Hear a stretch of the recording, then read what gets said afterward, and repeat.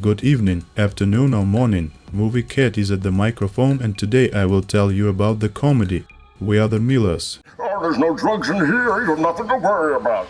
David is a small-time weed retailer, sells by a gram or two, and sometimes just a joint, to cooks, students and housewives. Rose is a stripper. She is a very beautiful woman and, moreover, a professional in her field. But she has nothing to pay for an apartment. She probably dances in a bar where only greedy men go. After work, David and Rose meet at their mailboxes. Rose despises the neighbor for selling drugs, and David laughs at the neighbor, who constantly receives letters from the owner of the apartment demanding urgent payment for accommodation. A few minutes later, another neighbor, Kenny, greets David. The young guy says that he lives on his own because his mother went out for a drink with some man last week. Suddenly, a scream sounds from the doorway. The bullies are trying to take away an iPhone from a homeless girl. Kenny rushes to help her. David does not want troubles, but he understands that if he does not intervene, the bullies will simply beat up his young neighbor. In order to scare the bullies, Kenny reveals that David is a drug dealer. Then the bullies beat David, bring him to the apartment, and there they take away all the money and weed. Kenny comes running and offers to call the police to return the money and weed. David just shakes his head sadly. The next morning, David is kidnapped by two thugs and taken to the boss, David's supplier. The boss is not interested in the fact that David was robbed and it is not his fault. The boss believes that David now owes him, which means he must do a little work. David needs to go to Mexico and bring a few wheat from there. The permanent courier can't do this because he was killed. It is necessary to arrive at the indicated address and tell the Mexicans that you are from Pueblo, Chequen. The boss explains that Pueblo Chequen is his second Mexican name. In his opinion, in the drug business, it is keenly necessary to have a Mexican name. Boss adds that if David is caught with weed at the border, he will get 25 years in a Mexican prison. But David doesn't have a choice. In desperation, David tells Kenny about the upcoming trip. The guy suggests that David disguise himself, whatever that means. Suddenly, David sees how the van, a real motorhome, stops in the middle of the street. But the cop, instead of issuing a penalty, kindly shows the way to the lost family. David understands that families traveling in motorhomes are not suspicious, which means that the disguise is determined. Deciding to start a fake family, David goes to a strip club. He frankly tells Rose about shipping the wheat and offers $10,000 if she poses as his wife. Rose realizes how dangerous this is, so she refuses. In case she changes her mind, David leaves her a plane ticket. It is not a good idea to ride alone with Kenny, because they will be mistaken for perverts, so David finds Casey and invites her to play the role of his daughter on the trip. The girl is homeless. She ran away from her abusive parents. But she won't go just for food and a roof over her head. Casey asks for $1,000 and warns that if they are arrested at the border, she will say that David kidnapped her. Meanwhile, the owner of the strip club says that from today, Rose must sleep with the customers if they want to. Rose quits and goes home. Her front door is sealed with an eviction notice due to debt. Now she has no choice too. David gives Casey some money to buy nicer clothes while he goes to the barber shop and asks him to cut his hair like he has a boring job, a terrible boss and a bitch wife. The fake father, son and daughter are already on the plane being overtaken by the fake wife. Rose agrees to fly, but not for 10, but for 30,000.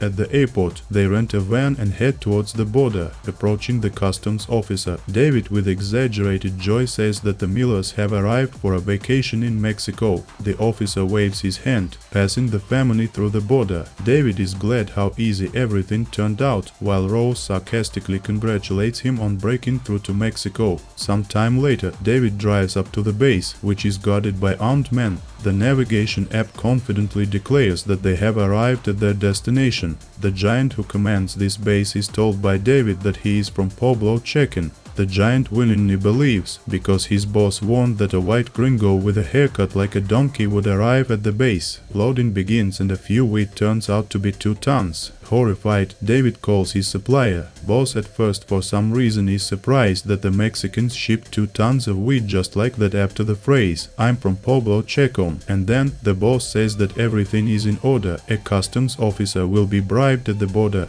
and they will pass without problems. Loaded, the Millers set off on the return journey. At the border, the Millers line up.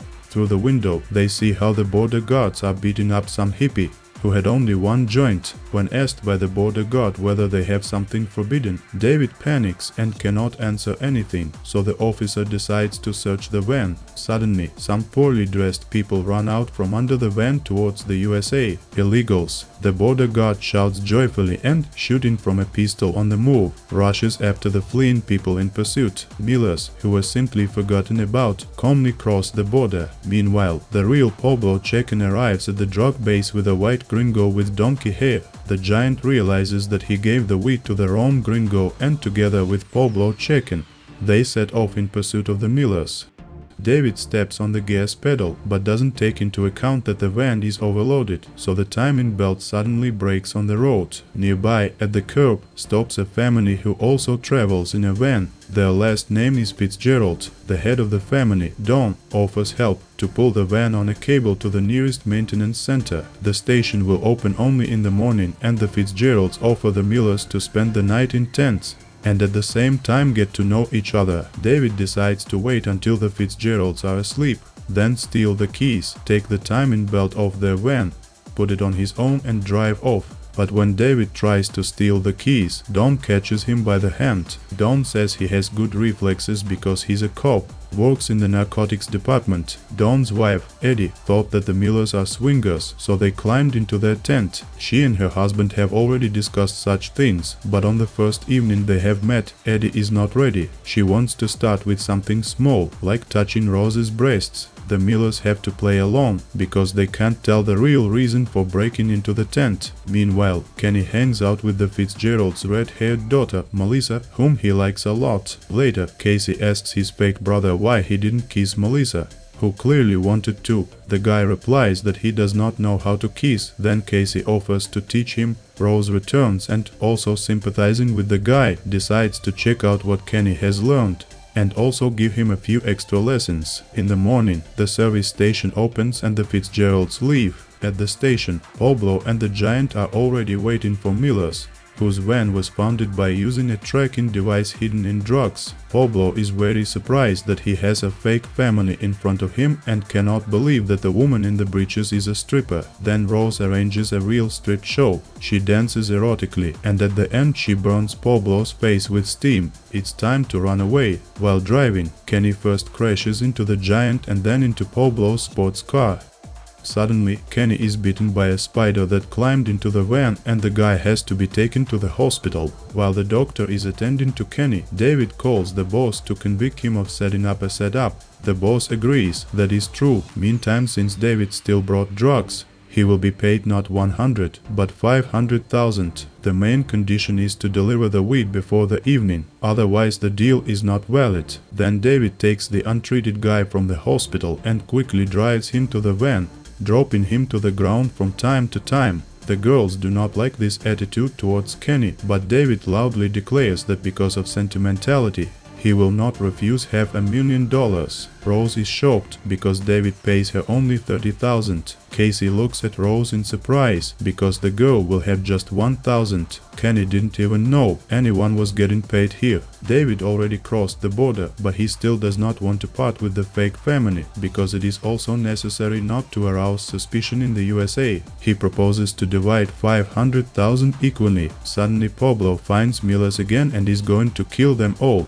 David shields Rose and the teenagers with himself and tries to explain to the drug dealer that his fake family has nothing to do with it. At the same time, luckily the Fitzgeralds notice the Millers and Don, quickly assessing the situation, arrests Pablo and his assistant Giant. Don is going to arrest the Millers as well, but only after he turns around and hugs his family. The Millers take the hint and quickly disappear. The next day, David brings his boss 2 tons of weed directly to the office. The boss, who initially wanted to deceive David, is certainly not going to pay him. Suddenly, SWAT, led by Don Fitzgerald, breaks into the office. Don thanks David for his cooperation and promises him and everyone involved in this case to get into the witness protection program. The fake Millers, each of whom had nowhere to live, temporarily get a big house at their disposal. Now, every morning, David kisses Rose and goes to water the grass. Thank you for watching. Press hearts, write any comment for the development of the channel. And if you also sympathize with Rachel, whose life after breaking up with Ross has become like this, subscribe.